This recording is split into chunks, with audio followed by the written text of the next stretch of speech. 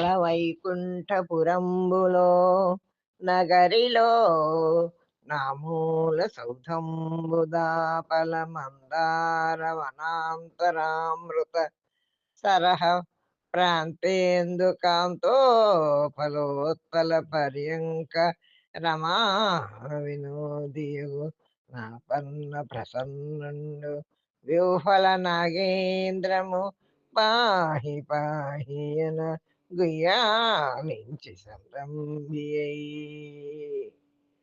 వైకుంఠపురంలో రాజభవన సముదాయం ఉంది. అందులో ఉన్న ప్రధాన భవనానికి దగ్గరలో కల్పవృక్ష వనం ఉంది. అందులో అమృత సరోవరం ఉంది. దాని తీరంలో చంద్రకాంత శిలా వేదిక ఉంది. దాని మీద కలువ పువ్వులు పరిచిన శయ్య ఉంది. ఆ శయ్య మీద లక్ష్మీదేవితో ఆనందిస్తున్నాడు దీనజన శరణ్యుడైన శ్రీమన్నారాయణుడు.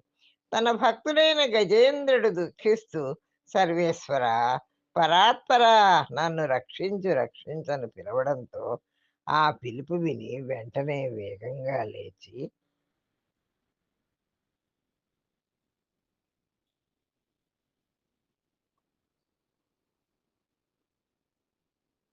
బయలుదేరాడు.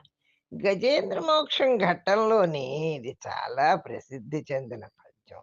ఈ పద్యంలో వైకుంఠంలో విష్ణుమూర్తి ఉండే ప్రదేశాన్ని చాలా స్పష్టంగా వర్ణించాడు మహాకవి పోతన. తెలుగు వారందరూ తప్పక నేర్చుకోవలసిన పద్యాలలో ఇది ఒకటి. ఈ వీడియో మీకు నచ్చినట్లయితే లైక్ చేయండి, షేర్ చేయండి, సబ్స్క్రైబ్ చేయండి.